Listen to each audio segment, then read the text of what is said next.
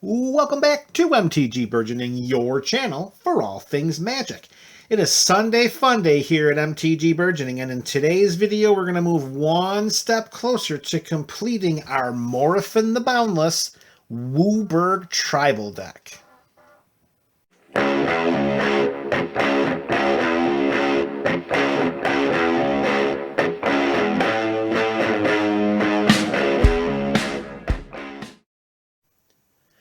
What's up, MTG BC? That is the MTG Burgeoning community. Here we are taking another step closer to completing this 5-color WUBRG tribal Morophon the Boundless deck.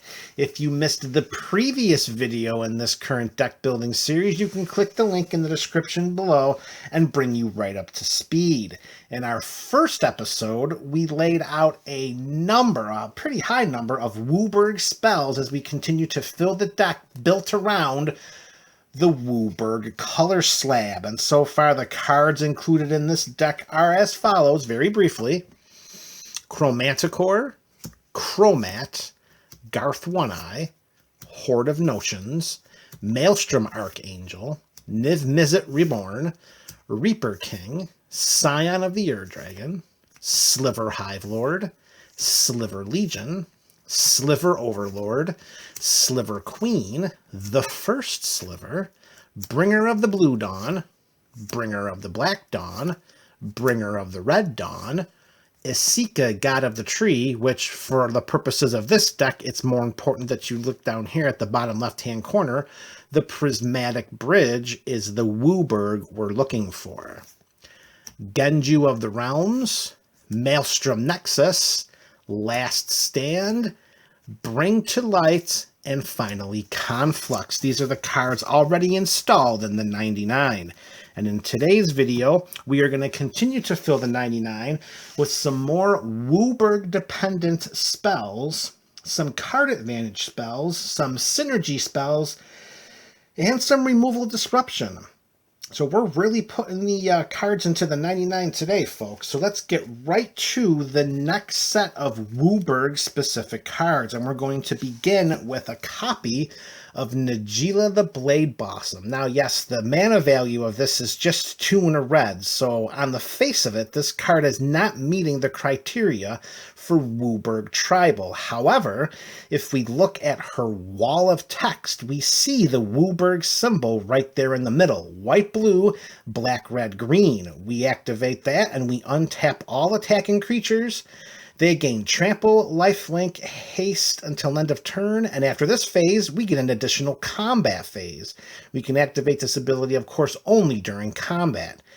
So with this deck's ability to generate that mana so easily and multiple times per turn, you putting Najeela in here in a WUBRG tribal deck is going to allow us to really beat down our opponents simply by tapping one permanent for one attack phase, another permanent for a second attack phase, as you see during our next episode when we install the mana ramp and the land base into the deck. And just a side note, keep an eye on the second ability of Najeela, because it says untap all attacking creatures, period. It does not specify that those attacking creatures have to be our attacking creatures.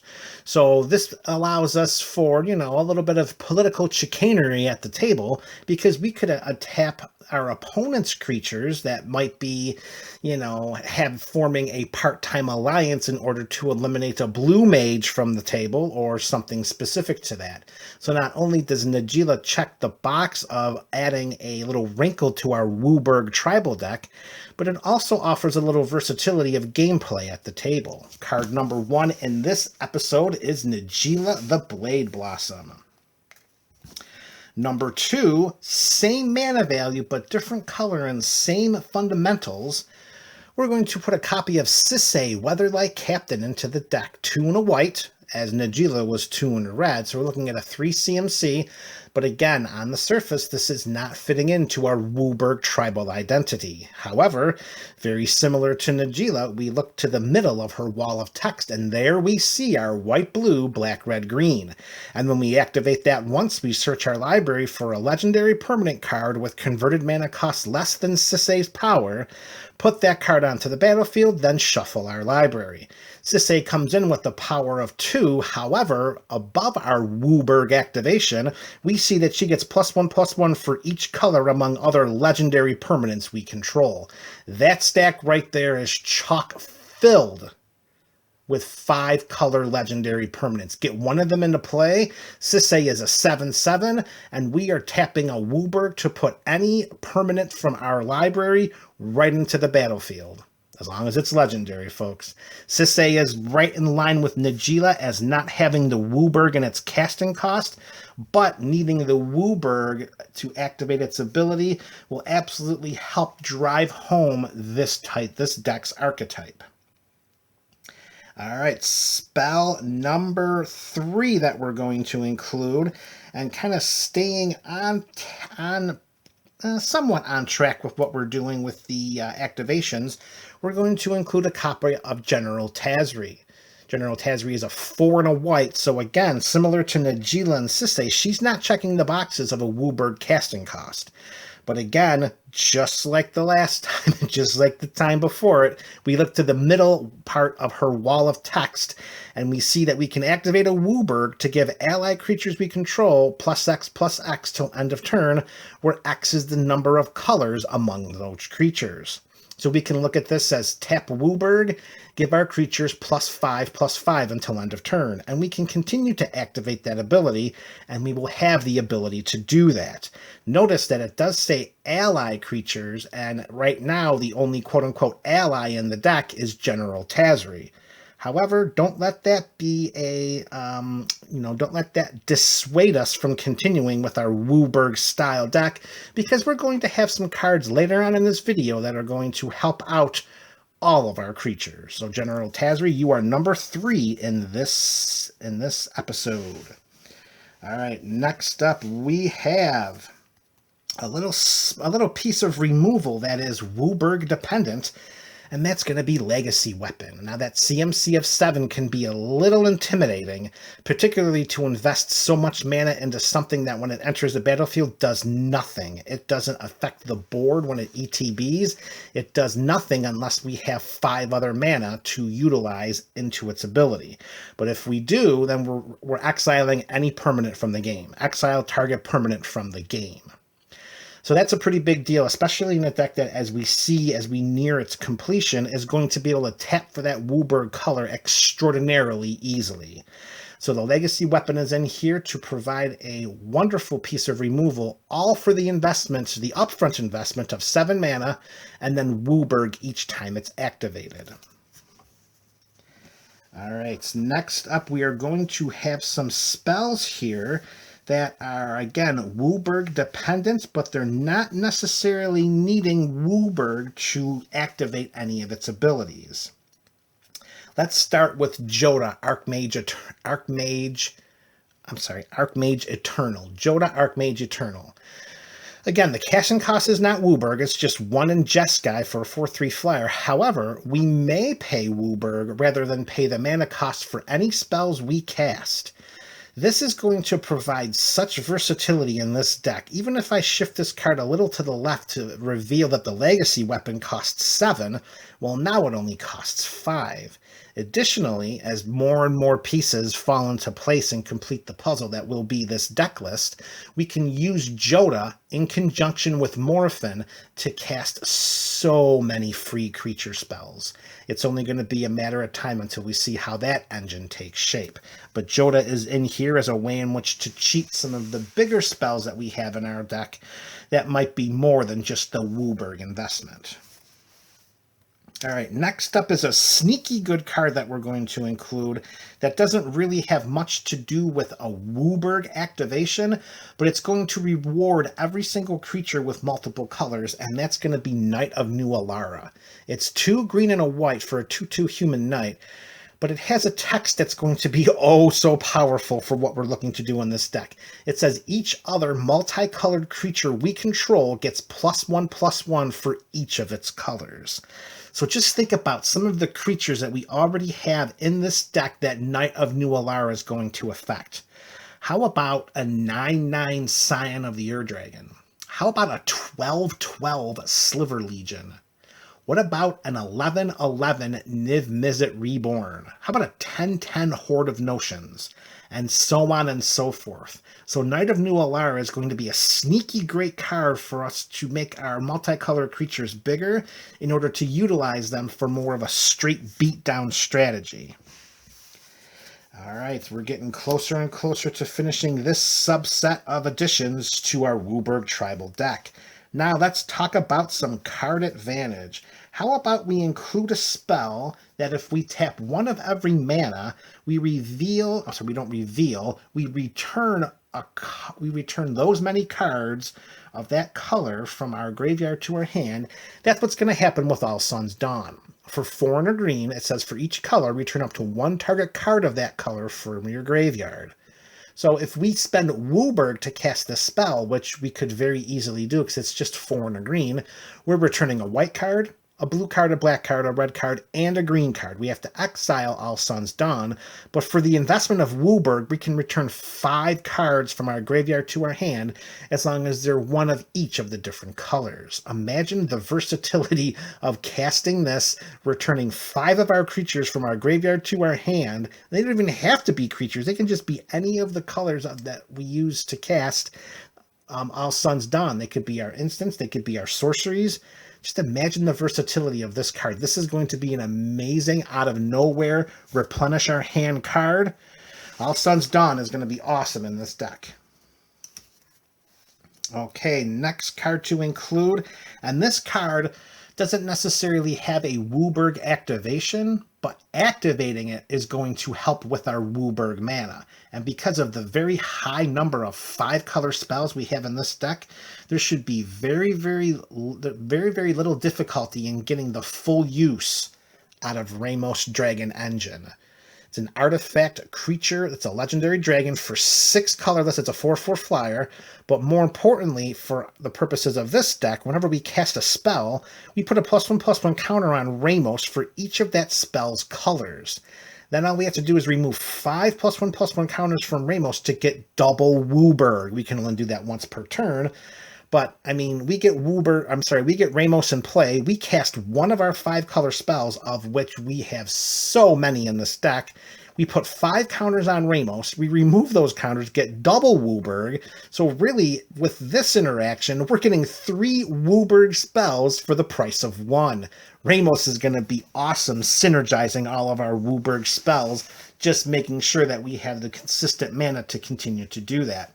And also keep in mind, that double WUBRG mana from Ramos does not necessarily have to lead to us casting spells. We can exile permanents with the Legacy weapon. We can buff up our guys temporarily with General Tazri. We can fetch out some permanents, some legendary permanents with Sisay. We can have multiple combat attacks with Najeela. Just awesome. Ramos is going to do great in this deck. All right. And the last card in this subset that we're going to talk about is a card that's very similar to Knight of New Alara. It's going to reward the 5-color creatures that we have inundated in this deck. And that's going to be Scion of Draco. Don't let that casting cost of 12 fool you. We are only going to ever pay 2 mana to cast this spell. Why is that? Well, because this creature has the domain mechanic, which means that it costs 2 less to cast for each basic land type among lands we control. Shocklands, Triomes, those all have the basic land types, and by the time we get our board filled with them, we are only ever going to have to pay 2 mana to cast Draco, to cast Scion of Draco. And when we do, yeah, we get a 4/4 flying dragon. However, much more importantly, that last block of text reads, each creature we control has vigilance if it's white, hexproof if it's blue, lifelink if it's black, first strike if it's red, and trample if it's green. So with Scion in play, any one of our WUBRG creatures is going to get vigilance, hexproof, lifelink, first strike, and trample. Amazing. Scion of Draco with Ramos and with Knight of New Alara is going to give our WUBRG creatures such synergistic power that we don't even need to have a direct game plan other than just having 5-color creatures getting buffed by Scion, getting buffed by Knight of New Alara, getting buffed by any of our other abilities here. Amazing synergy with those creatures for the purposes of this WUBRG tribal deck. All right, so now let's move forward with a set of miscellaneous spells that we can that we're going to add to help synergize and strengthen the overall deck's game plan. Now, because there are a couple of select cards in here that we're about to see, it's going to be important to add a little bit of tutoring so that we can have them accessible to us if we need them to close out the game. So we're going to include a couple of tutors. We're going to include a vampiric tutor, of course. Everyone's familiar with vampiric tutor. Instant speed, 1 black, 2 life. Find a card, put it on top of find a card, shuffle your library, put that card on top of it. And to go with vampiric tutor, we're going to add a demonic tutor, the best tutor in the game, of course. 1 and a black. Bring any 1 card right from our library right to our hand. You're going to see very soon why these 2 tutors are being included in this deck and the cards that we're going to try to get with having them in the 99. Next, a piece of utility. We're going to put a Lightning Greaves in this deck because our WUBRG creatures, they're important to us.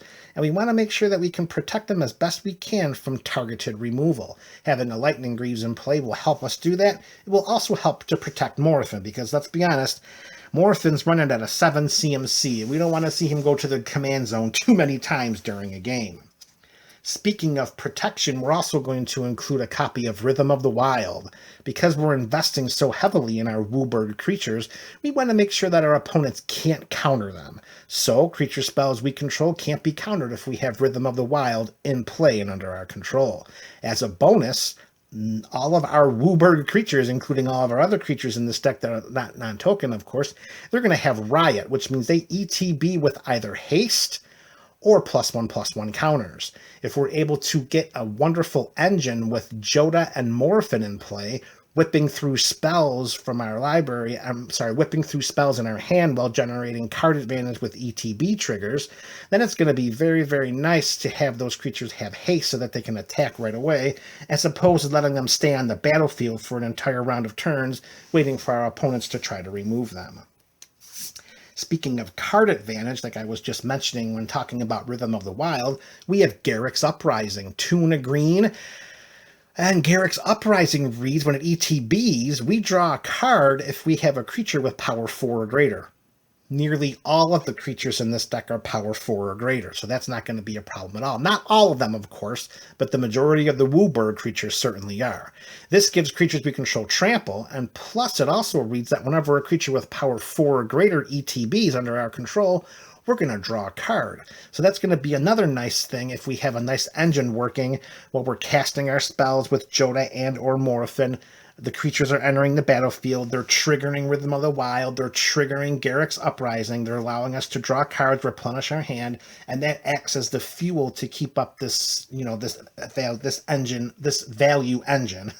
And those 2 tutors right there could be used to get one of those. However, those 2 tutors are going to be much more important for the following 2 cards because we're going to continue with this miscellaneous set of spells. And this is going to be our synergistic strengthening portion of this episode. These are the spells that are really going to tie together the deck. And the first one is going to be a copy of Arcane Adaptation. It's an enchantment for 2 and a blue. When it ETBs, we choose a creature type. Creatures we control are the chosen type in addition to their other types, and the same is true for creature spells we control and creature cards we own that aren't on the battlefield. So we drop down Arcane Adaptation, and for example, we choose Slivers. And then, later on in the game, hopefully if Arcane Adaptation is still in play, we can put Morophon in play, and then we can say slivers. And then with the interaction between Arcane Adaptation, turning all of our creatures into slivers, and Morophon the Boundless's ability to reduce the mana cost of all of our quote-unquote sliver creatures by a WUBRG, will allow us to cast nearly every one of our 5-color WUBRG spells, that are creatures, of course, because they're slivers, for free. Now imagine that if we have a Garruk's Uprising in play and or a Rhythm of the Wild, the card advantage, the haste, it's just going to overwhelm our opponents. Arcane Adaptation is going to be a very, very important card for this deck in enchantment form. Let's be honest, enchantments are one of the permanents that are generally an afterthought in the format, so including something like this might be a little trickier for our opponents to get rid of. Additionally, we don't have to just choose slivers. We can choose dragons, we can choose elementals. Arcane Adaptation is going to give us a very, very versatile reach in order to really maximize the synergy of the creature types in this deck with respect to Morophon, with respect to Jodah. If Arcane Adaptation wasn't good enough, let's shift from enchantment to artifact and let's include a copy of Maskwood Nexus. Maskwood Nexus reads for 4 colorless mana, the exact same thing that Arcane Adaptation is, except it has the ability to tap 3, turn sideways, and to create a 2/2 blue shapeshifter creature with Changeling. Make no mistake, that bottom ability is valuable, but the redundancy of the first ability is the reason why Maskwood Nexus is in this deck in addition to Arcane Adaptation. And we could go one step further if we really wanted to, and we could include a copy of Conspiracy in this deck too. Conspiracy is an enchantment, it's 3 and 2 black, and it does exactly what each of the 2 preceding spells do. However, I think 2 is good, and 2 spells to seek them out in addition to other spells that we have and have already included. So I think we're good with the Arcane Adaptation and the Maskwood Nexus. We only need one of them to hit to really shine, revving up that engine. All right, couple spells left for some card advantage here, and then we're going to move to removal and close out today's video. The second to last card advantage spell is going to be a copy of Eerie Ultimatum. 2 white, 3 black, 2 green, return any number of permanent cards with different names from your graveyard to the battlefield. And this deck is going to end up being a true singleton deck, as almost every 5-color deck we make here at MTG Burgeoning is a true singleton deck. So really, for the purposes of us, for the purposes of what we're doing with this deck, secondary to including a copy of Eerie Ultimatum, this card really reads, return all permanents from your graveyard to the battlefield. I'm telling you, this is great. I mean, this is better than a Living Death. This is better than a Patriarch's Bidding. This is an amazing spell, Eerie Ultimatum. It is severely undervalued. I don't understand how that's not the most valuable ultimatum from the ultimatum cycle of Ikoria. I get that Ruinous Ultimatum is extremely impactful. I really do get that. But Eerie Ultimatum, for the purposes of Commander in a true singleton format, that card should be so much more valuable. All right, Eerie Ultimatum is in. Card advantage. Last card advantage, and a card I am so happy to have finally found a true powerful home for that's going to fit the build of this deck in such a magnificent way. You would have thought it was specifically created to do this. And that is a mythic rare from Hour of Devastation, and it's called Uncage the Menagerie. It's X and 2 green. We search our library for up to X creature cards with different names that each have converted mana cost X. Reveal them, put them into our hand, then shuffle our library. So almost every single time, I'm sure this isn't going to be an absolute because of board state, gameplay, and wherever the game is at the time, but almost always this Uncage the Menagerie should have a value of X equal to 5, so that we can search our library for 5 creature cards with different names that each have a mana cost of 5. And why is that important? For the very simple fact that we have 5 mana slivers. Sliver Hive Lord, the Legion, the Overlord, the Queen, and the first sliver. We cast Uncage the Menagerie for 5 and 2 green. We tutor for all 5 of our slivers. We bring all 5 slivers to our hand. The first sliver on those 4 originals right there. All right, the Queen, the Overlord, the Legion, and the Hive Lord. All 5 of those slivers come to our hand. Now we have the ability, based upon all the many different pieces of the engine that we've already talked about, we can start casting these spells, hopefully for free, with Joda, with Morophon, with the ability to utilize Arcane Signet, Arcane Adaptation, or Maskwood Nexus, or any of the other spells that are already in this deck. We cast the first sliver first, and then we cascade into another spell. Then we cascade another sliver, cascade into another spell, cascade into another sliver, cascade into another spell, cast Sliver Overlord, so on and so forth until we have so much value on the battlefield that we should be able to easily overwhelm our opponents. Tapping 5 and 2 green for any 5 of our WUBRG creatures, and they are plentiful, not just the slivers, there's Scion. Technically, the Reaper King would work. Well, no, that's a converted mana cost of 10, so that really wouldn't work. Niv is there. Maelstrom Archangel, the Horde of Notions, Garth. I mean, the options are plentiful. The most important targets are going to be that little sliver package. That Uncage, the Menagerie, is going to do amazing things in this deck. It really, really is. All right, so let's breeze through our removal and disruption and then call this video a done video. All right, so real quickly, we're going to go through our removal. All right, we got an Assassin's Trophy. We're going to destroy a target permanent an opponent controls. They get a basic, and we don't care because, you know, getting rid of troublesome or problematic permanents are sometimes much more important than gifting our opponents with a free land. We're going to include one of the greatest cards that's been recently created, and that's Damn. We can destroy a target creature, or we can wipe the board. Very good. Thank you so much, Wizards. That's one of the best cards ever. Damn is in. Anguished Unmaking. We got an Orzhov instant spell. Exile target non-land permanent. We'll pay 3 life for the purposes of doing that. Bedevil. Rakdos spell. Destroy target artifact, creature, or planeswalker. Next up, we have another Orzhov removal spell with Utterand, 2 and a white and a black. Exile target non-land permanent. This does what Anguish Unmaking does for 1 more mana and not losing 3 life. And you'll also notice I'm really focusing as best I can on the 2 color pairs in putting the removal spells into this deck, so that if we get to cast if we get to cast Niv Mizzet Perrin, it can ETB, we can reveal the 10 cards and hopefully draw something off of them with the idea of putting some removal spells in our hand. I mean, they're not going to be flooding the 99, but at least we're putting something in there that could help. Another one of those spells will be Supreme Verdict. It's an Azorius spell. Destroy all creatures. It can't be countered. Time Wipe is another Azorius spell. We can return one of our creatures to our hand, then destroy all other creatures. And our last removal spell for today is going to be another Orzhov spell, and that's going to be Merciless Eviction. It's 4 and an Orzhov, and we get to pick one of the following modes. Exile all artifacts, or creatures, or enchantments, or planeswalkers. And that's going to do it for this episode. We are 1 episode away from completing this WUBRG tribal build.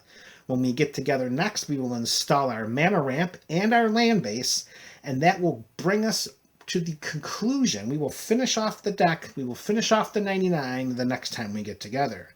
Let me know what you think in the comment section below so far as we're putting together this WUBRG tribal deck, helmed by our oh-so-favorite shapeshifter, Morophon the Boundless. This is MTG Burgeoning, your channel for all things magic.